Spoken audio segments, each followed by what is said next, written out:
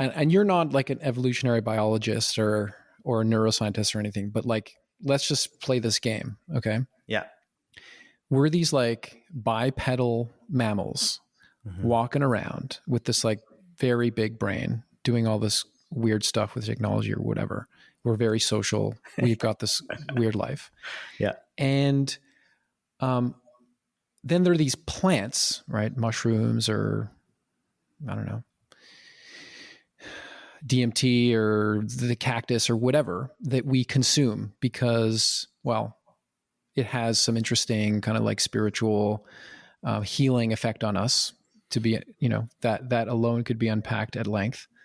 And then there's this molecule that somehow somebody discovered is contained in the venom of a toad, right? And then somebody realized you can try it and smoke it. And now it's so popular that the toad is extinct. Well, there are very few toads to begin with, but yeah. Explain to me, like what the hell that is. Why is it that these bipedal mammals want that? What's the deal? It's a very bizarre chain of events, right? Very unlikely series of things. And yet it's very, very popular. Yeah, it's popular because, so again, like, like I said, like we could talk about the fireworks of psychedelics all day and that's fine. Yeah. Yeah. And honestly, it's once you get comfortable in the experience, it is interesting and it is fun to explore the fireworks. Mm-hmm. Mm-hmm. But the reason these are such powerful experiences and the reason people seek these out, and a lot of people coming to our retreats are scared, they're scared shitless of coming to a retreat. Like they're very nervous about it, but they know that it's worth the challenge to go through. And the reason is that psychedelics help you really completely reframe your perspective on life in a way that I don't believe anything else on the planet can. And I think the way that we do that is by getting into our subconscious and our unconscious minds and really understanding how we're wired. So that's one thing. Like I think when you take mushrooms or you take ayahuasca or you take, like, you're really able to explore the deep programming that we have. And a lot of that programming comes from in the womb or before the age of 2 or, in our early childhood, or it's ancestral wiring, like that's passed through cellular memory. And so a lot of this stuff, we can't really access it through talking. So talk therapy doesn't get us there. We can sort of intellectualize it through talk therapy, but that doesn't allow us to really go into this material and explore it and understand it better. And when we start to do that, we start to realize that, wow, like all of that programming is like this restriction on what I see in my life and what I believe my life to be.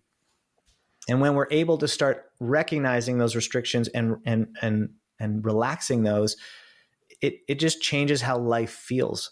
So a lot of times people may have, things are going well in their life externally. They're making good money or they've got a great partner or they're, like nothing external really needs to change. But the internal experience is one of loneliness, of confusion, of anger, of pain, of sadness, of depression, right? And so the internal experience just begins to change fairly dramatically through these experiences. So that's why people are doing this. Mm-hmm. Okay. So, some ancestor of ours, before civilization, put us in the prison that we're all in right now or whatever, discovers this through, eating a mushroom by mistake or like is part of some healing ceremony in an indigenous tribe or something.